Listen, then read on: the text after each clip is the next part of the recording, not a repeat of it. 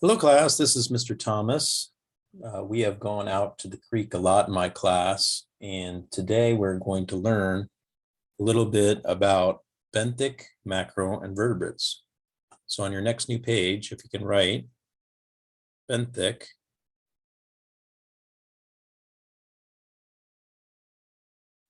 macro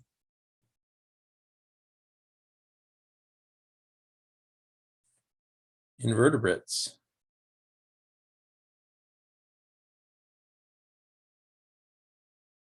That'll be the title of this entry. And you might be saying, what are these things, benthic macro invertebrates? Well, I like to define those on paper. Benthic are bottom dwelling organisms. So you can just write bottom dwellers. And macro means things that can be seen without the unaided eye.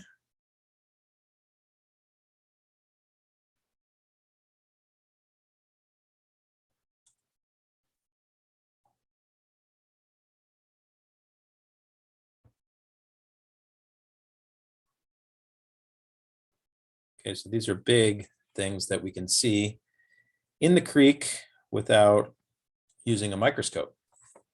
So we have benthic macro invertebrates, and invertebrates are things that have no backbone. Usually we're talking about things with an exoskeleton, but as you'll see, there's other things in our creek that show up that don't have exoskeletons. So the goal here is to learn how to draw these. We're actually going to draw them out today so that when you look at them, you will see specific shapes and patterns. And you're not just looking at some wiggly creature in your net. You're actually able to identify it. Scientists use an identification system to figure out whether or not the creek is good or bad. So I'm going to do simple shapes today. First of all, I'd like you to draw a triangle. Pretty simple, right? A triangle. And above that, I'd like you to draw a trapezoid. Okay. And above that, let's draw a little triangle. All these benthic macroinvertebrates involve simple shapes. And beside that, let's draw a semicircle. There you go. We'll outline that semicircle and shade it in.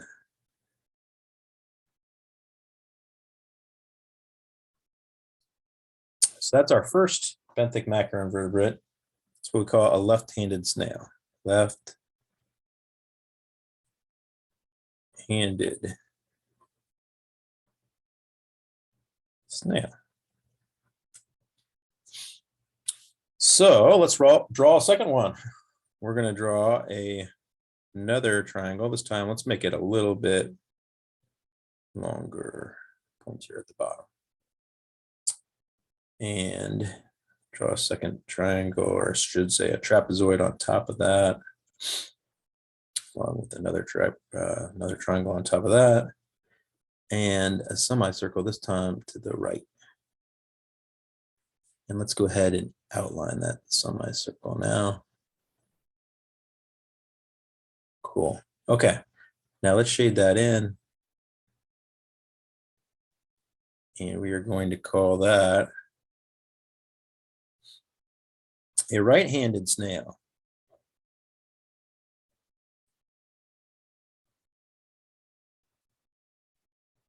Yes, you might say to yourself, Mr. Thomas, why do we need to know the difference between a left-handed and right-handed snail? Well, one of these is tolerant of pollution and one is not. So scientists actually use a classification system to determine which one of these creatures lives in high quality water. Now let's draw a rounded triangle, kind of like a guitar pick. There you go.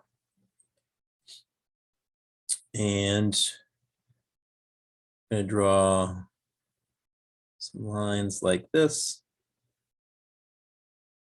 designating a clam, okay? Or in our creek, sometimes we see a mussel, clam or mussel, okay?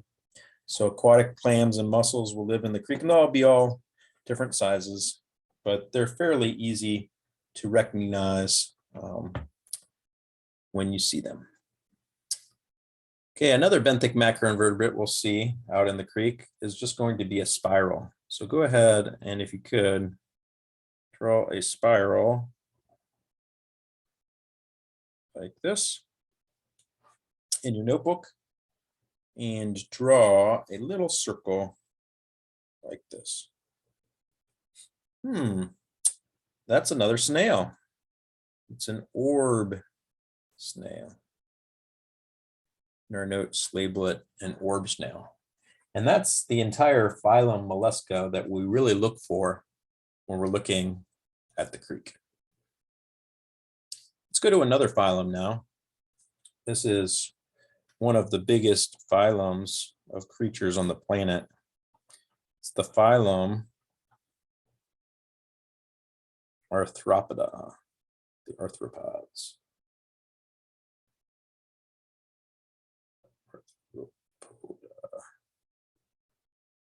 All right. And in this phylum, we're going to start with a class. The class that we start with is going to be class Crustacea.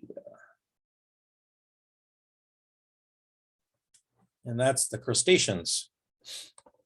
So in this class, we'll learn about all the different crustaceans that could be in our creek.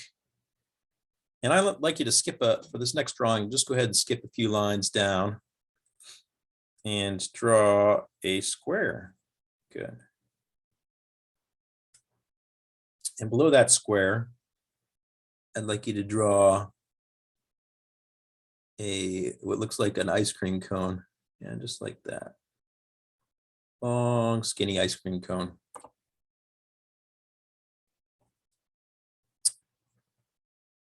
And on this ice cream cone, this thing has little legs. It's got 10 legs. So I'm going to have you put beside the ice cream cone 5 on each side. 1, 2, 3, 4, 5. 1, 2, 3, 4, 5. Because this thing is called a decapod. And below that triangle, go ahead and put a guitar pick, a rounded triangle. And above, I'm going to put a little oval shaped head along with some arms. It's got 10 legs, but it's got some pretty big arms. We're going to make some rectangles. And arthropods are basically little creatures with plated armor exoskeletons, right? Jointed appendages. So we're going to put, if you haven't figured out by now, big semicircle pincher. This will start to tell you what it is. If you look closely, many kids at this point will guess. And indeed, if you haven't guessed by now, the little beady eyes will give it away. This is our crayfish, also known as a crawdad. Some kids will call them crawdads, some kids will call them crayfish, but it has really long antennae. Put the really long antenna, and you can even give its tail some striping. But below the common name, we're going to call this the crayfish or the crawdad.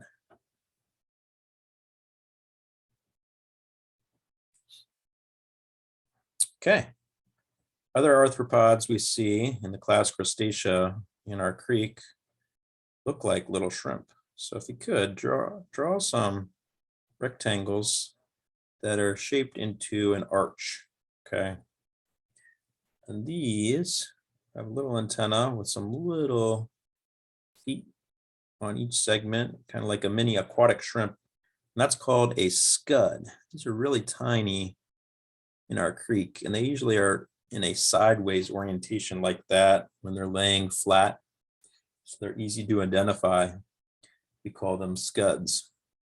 Additionally, we have some arthropods that look like a semicircle, crustaceans that have a bunch of rectangles below that semicircle. If you could draw a bunch of rectangles. Again, arthropods are pretty much repeating unit segments that look like armored plating because that exoskeleton. So they're easy to draw.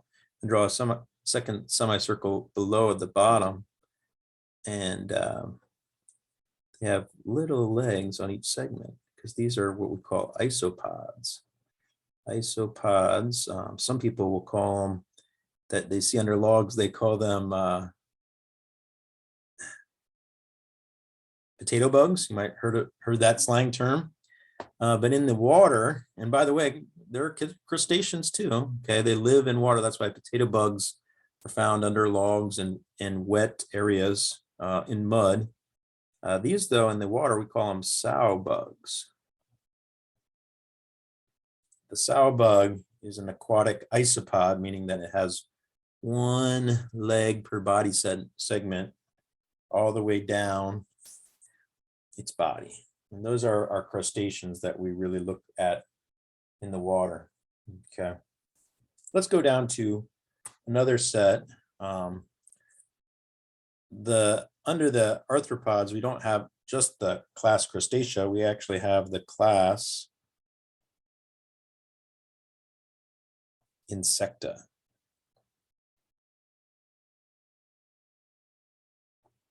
These are the insects, the most common creature on the planet, the insects. And we're going to start with an order called Odonata. These are the dragonflies and the damselflies. Now it's going to be hard to draw this in the space that I have here. If you need to move to your next new page, you're welcome to. But I'm going to try to draw it off to the side. Here, I'll draw one. Let's see here if I can fit it in here. Okay, we're going to draw a diamond. So go ahead and draw a diamond like that. And below that diamond, I'd like you to draw another diamond that's kind of superimposed underneath of it. And below that, we have a fairly large abdomen. So a little oval underneath that with two stubby wings. Boom and boom. And dragonflies, I always recognize them for their pretty big eyes. So I'm going to have a little spot here for its eye. And underneath, if you check it out, it's got a really cool mouth part, jaw that kind of dispenses. Remember, it's an insect, so we're going to put 3 legs on each side of the dragonfly's body. And again, by drawing these insects out, you're really kind of learning the morphology, the shapes that distinguish them from other insects that are in the water in our creek. So go ahead and just draw some lines like that to represent them in your notebook. I usually draw an outline below that. Sometimes you'll see some little nub tails here at the end. It'll develop into the abdomen of the adult dragonfly before it, gets its wings that spread out like this and this. This is the nymph. It's a dragonfly nymph. So dragonfly nymph. It's the stage before it becomes an adult dragonfly. Odonata. Now there's another one. There's another Odonata version of an insect in that order. And I'm going to draw that now for you. So this is what we call a damselfly. So if you could draw a circle, almost like an ice cream cone, okay? And I'm actually going to draw two nubs below my circle like this, with an ice cream cone going way down like that, okay?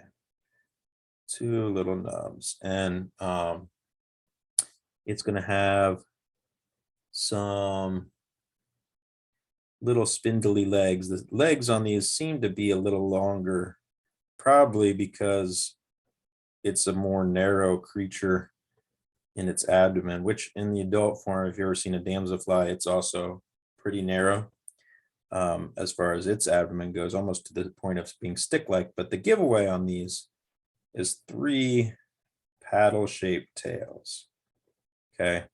3 paddle-shaped tails, and those are what we call the damselfly larvae, or sorry, nymph.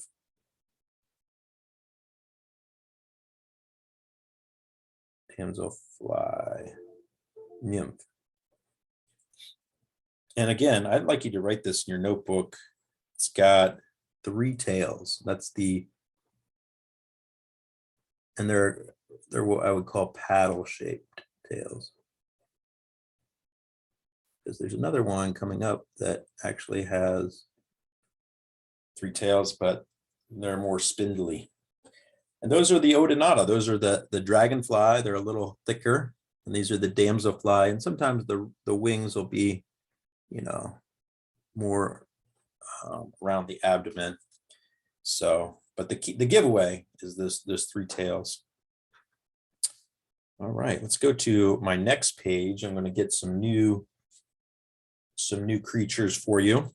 We're going to stay in the class Insecta though. So just remember, class Insecta has some extra creatures. In fact, you know, the insects, like I said, we're talking about the largest group of creatures on the planet. All right, I'm gonna use a fresh page because my marker, my pen is a little bit bleeding through. I'm doing this so that you guys can see them well. And we're gonna go with order Plecoptera next. So go ahead and write order Plecoptera on your next line. Still within the class Insecta, order Plecoptera. If you've taken my class before, you'll know that ptera means wings. So all these insects that I'm drawing will ultimately develop wings as an adult, and they are just larval forms right now, or nymphs. This is going to look like an ice cream cone, but with almost like a bulge to it. And what I look for on these is I look for 2 tails. 1, 2. That's the giveaway. Okay. When you see 2 spindly tails, unlike the damselfly, you'll know that this is the creature that has 2 tails. I haven't given the name yet, but because I'm still drawing, but on this one, go ahead and draw some edges, some like serrated edges. These are actually gills on the side of its abdomen, little triangles that it breathes with. And I'd like you to put 2 little beady eyes. Okay, you can see the eyes on these insects. And again, it is an insect, so you can put 3 legs on each side. 1, 2, 3. Forgive my drawings if they're not perfectly like a field guide. Again, the goal here is for you to recognize distinguishing features and write them. As you write, you remember when you write two tails. This one has two tails. And it is what we call our stone fly. Did I say that right? I did. The stone fly. Sometimes I get ahead of myself and jump to the next one ahead of time. And again, this one's got gills. It's got these little, sometimes they'll be frilling in the water. You'll see them there. The stone flies have those. And you can look up what the adult looks like. There's a lot of things out there that are worth looking at. This one looks like a massive mosquito, but it's not a mosquito. People get freaked out by stoneflies as adults because they believe them to be something that's going to be a nuisance. A lot of times people see them at night on screen doors. The next one is Ephemeroptera.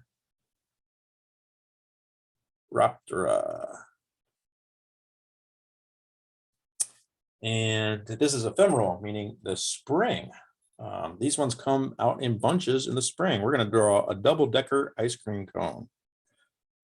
Double-decker ice cream cone. And again, this one, put two little dots here, 1, 2. And some little frills, some gills again, edges all the way down. And this one has 3 tails. 1, 2, 3. Again, it's an insect, so I'm going to give it 3 legs on each side, 3 pairs of legs, a total of 6, like all insects have.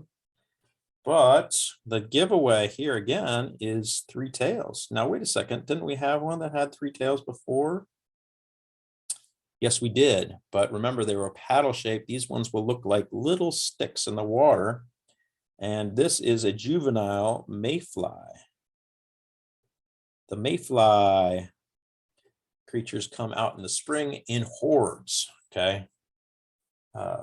Hundreds, thousands, millions of mayflies surround the aquatic areas of our region. So there we go. We got 2 more insects. Okay, let's do another one, another set of insects now. We have still in class Insecta, so we're going to continue that class, but we're going to go to the order Trichoptera. Trichoptera.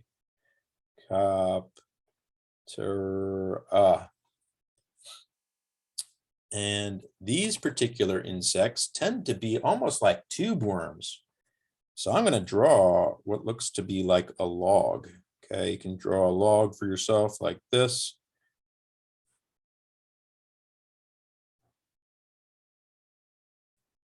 And you're going to put a little head sticking out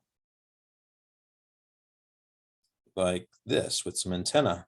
In fact, it makes a log a home for itself. Put a bunch of little, I don't know, sticks and twigs and pebbles in your log, because this particular insect makes a home for itself. Now, occasionally you'll find a naked one, so I'm going to just draw one, put some rectangles into an arch, little head. Usually the head's like black, and body might be green or some color to that effect before it makes its home. And this is what we call a caddis fly larvae. Caddis fly.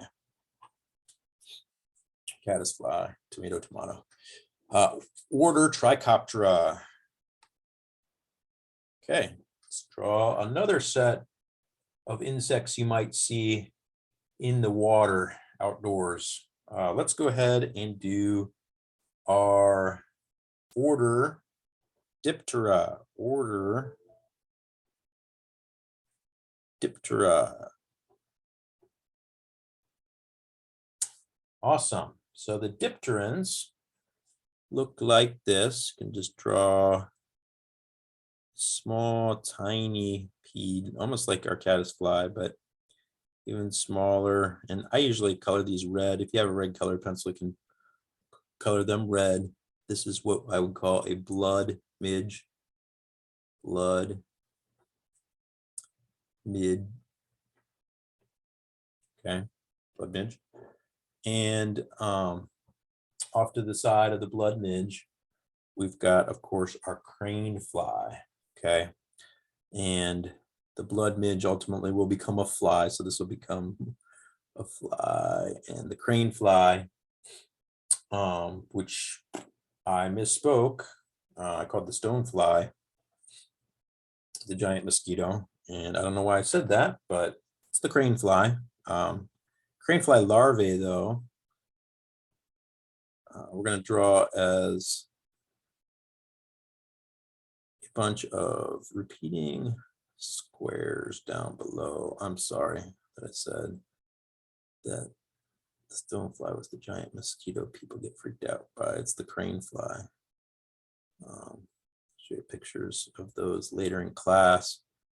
But here you've got the crane fly.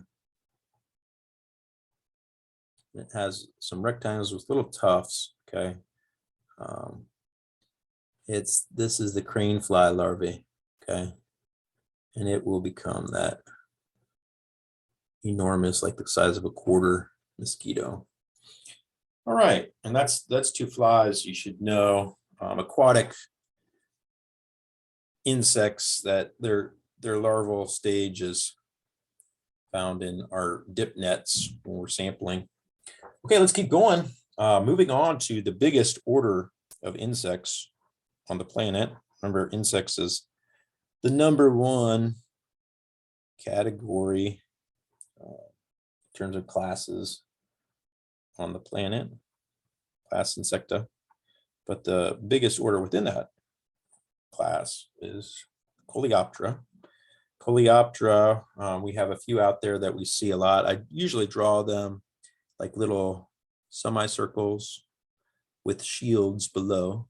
So just draw a shield below a semicircle like that. And two little beady eyes. Okay. Along with some little dots on it, on its shield. And you'll see these in our dip nets kind of crawling around with 3 little legs on each side. Almost looks like a ladybug, but a little smaller and kind of gray. And these are what we call the small crawling beetles. Okay. Moving on from there, we are going to do another beetle. And this is like the larval form of a beetle. I'm just going to have you guys draw a oval. And we're going to draw this more or less like a Easter egg. Draw like that. And it'll be flat, okay? Very flat. You find them.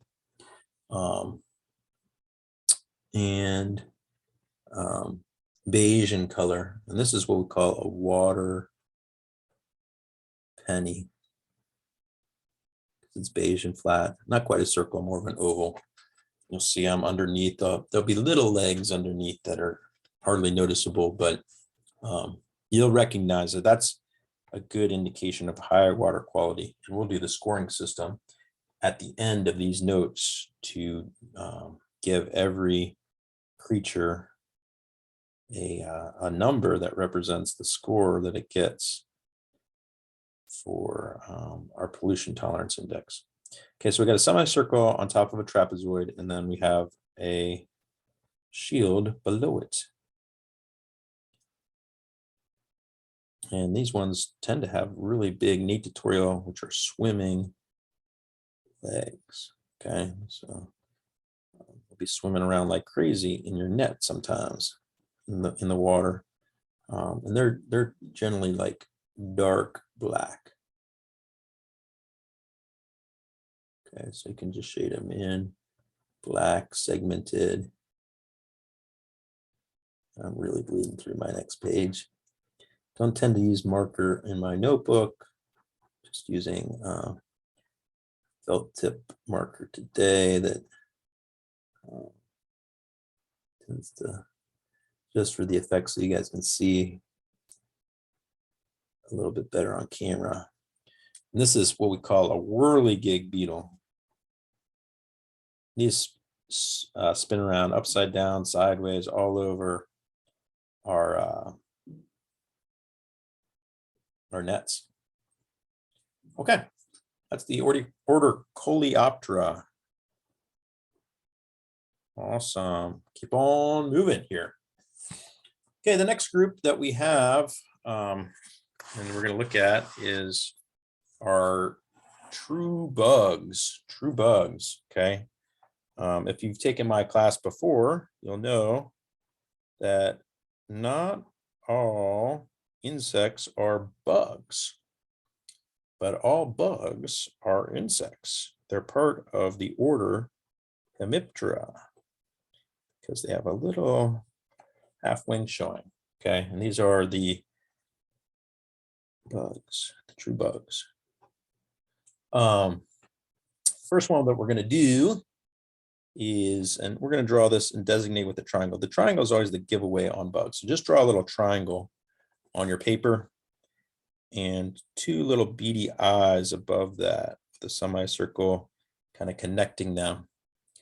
And below that, we're going to draw a abdomen such as this, along with an overlapping wing and really long legs. These ones are swimming. They're water bugs, so they swim really well. And the reason they do that is they have these long natatorial legs, swimming legs, we call them. And this is the water boatman. Water boatman. Again, it's good to draw out each insect so that you understand its shape. The water boatman has a unique shape. So to this next one, we're going to draw a skinny rectangle, okay, followed by a long skinny oval. And like the water boatman, it has a triangle and overlapping wings. So draw the skinniest triangle you can right in the middle of its abdomen. And that will make its wing overlap.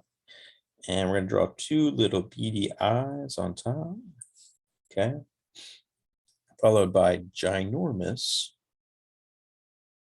legs. In fact, some people see these legs, they're so long, people will call them water spiders. But if you look closely, they're not water spiders because they have 3 on each side, meaning 6. Just like an insect, but they're not far off with the name. These are actually called, that leg as long as the other one, water striders. Not a water spider, it's a water strider. The water strider. And these things will look like they're skating on top of the water, okay, like ice skating, because they have hydrophobic hairs on their legs and they repel water, so they're able to stay using the surface tension of their legs in the water, I should say. Using the surface tension of the water, they're able to push away the water as they stride across it. Okay, the next one, we're going to draw a semicircle followed by what appears to be a shield, but again, we want to not put a line down the middle. We want to actually put a big triangle, okay, big triangle here on its back. That's the giveaway. We got a skinny triangle, medium-sized triangle, big triangle on this one's back, and this one is, probably should have made that triangle bigger. This one here, little beady eyes, is a pretty big, thick insect in the water. It's got 3 big legs that all kind of help it swim. And this one is the giant water bug, and it's predaceous. So it'll if you flip it over, you'll see a really nice proboscis that it uses to pierce other insects. And it can even get you sometimes when you pick it up. It's got that little proboscis beak that kind of will stay like a nose that it tucks under it. It's never going to be like that unless you kind of like pull it out to see it. But look for this big triangle. That's the giant water bug.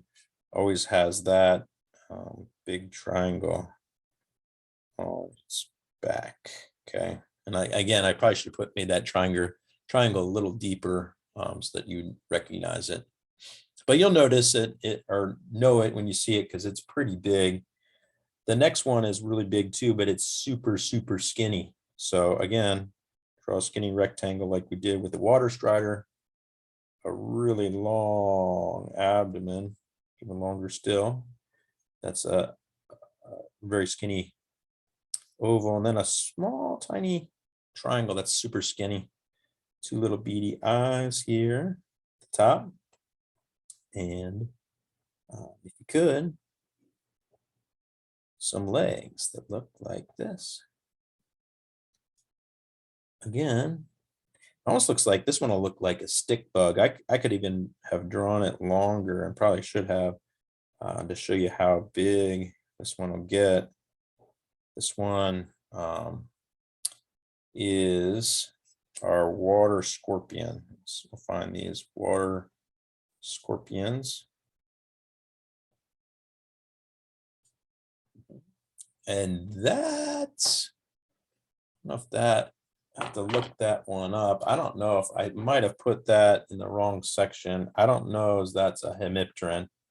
So we might have to edit these notes, but let's go to the next one. I know for sure is a hemipteran. Two beady eyes.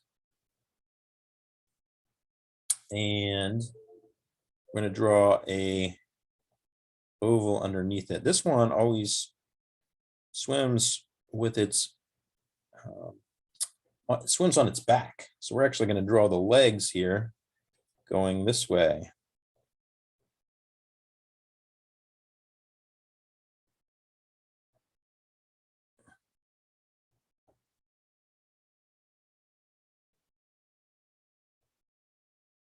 And this one is what we call the back swimmer. Yeah, two M's in swimmer, I believe. The back swimmer. Okay. And it's nodonectidae. It swims on its back. Nodo, back, neck, swim. Every time you flip it over, you'll see the legs, facing up. It wants to stay on its back, and its eyes actually face up at you as it swims. So this is what we call the back swimmer. Okay. And I will check about the water scorpion if it's in the hemipteran group. That is something that I just added quickly because we found it the other day.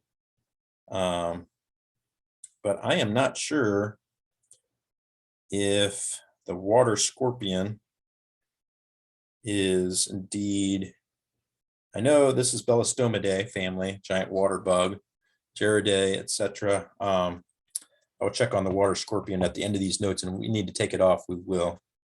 Okay, but it's in our nets a lot. Okay, so something to take note of. I might have my classification wrong, but let's go ahead and keep on going to our next set of insects, and that's going to be our Neuroptera. We have our order Hemiptera. We got our order Neuroptera.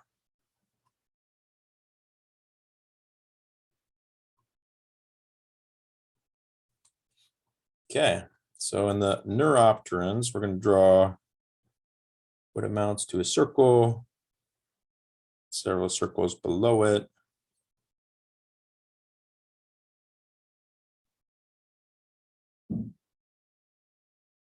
And this one It's almost like a caterpillar, right? So we put like little legs here. Fishermen love these ones.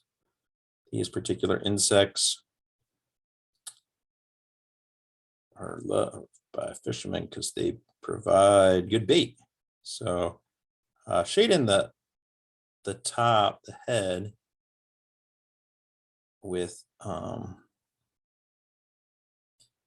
some black coloring, because usually the head is black. We find these things. This is what we call a hellgrammite, slang term, and it'll ultimately become what's called a Dobson fly larva. Dobson fly, very wicked looking insect. If you look it up as an adult, you can check that out later. I'll show you pictures in class. And then, man, got a lot of things to still get to. That's, I think, the last of our insects, though. We're done with the insects. Okay. Draw a line there, and let's do a new phylum altogether. Remember, the arthropods were our last phylum that included our insects in our crustacean. This one, and I'm getting a little fatigued with these notes, probably you are too. Feel free to pause it as you do these notes. Phylum Annelida.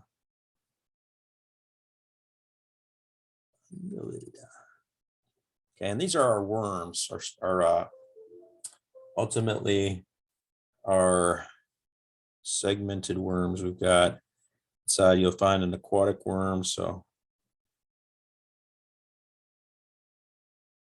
go ahead and just draw a squiggly line in your nets. You'll find these worms called aquatic worms.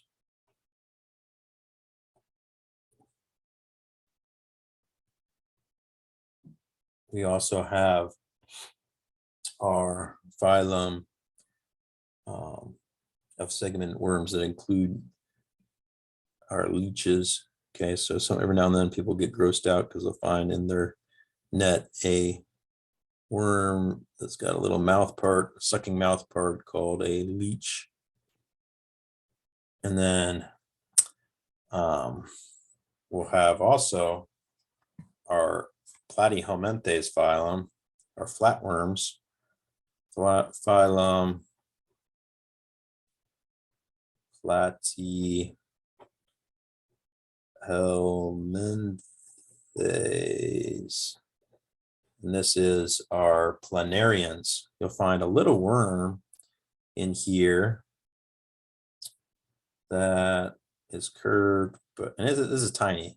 So I'm probably not drawing it proportionally here, but you really want to see the triangular shaped head on these worms. It's got two little eyes. And that is what we call a planarian, or a flatworm, that actually can regrow. It has the ability to do what's called binary fission. It can cut. If you cut its eye, between its eyes with a razor blade, it'll grow two new heads. You can cut it like here. It actually can break apart into two new complete worms. Okay, so the worms are in our nets too, and we keep track of them with a scoring system. And all these, I think we're done now. We're gonna go through and now create a what's called a pollution tolerance index. Go ahead and write pollution tolerance index.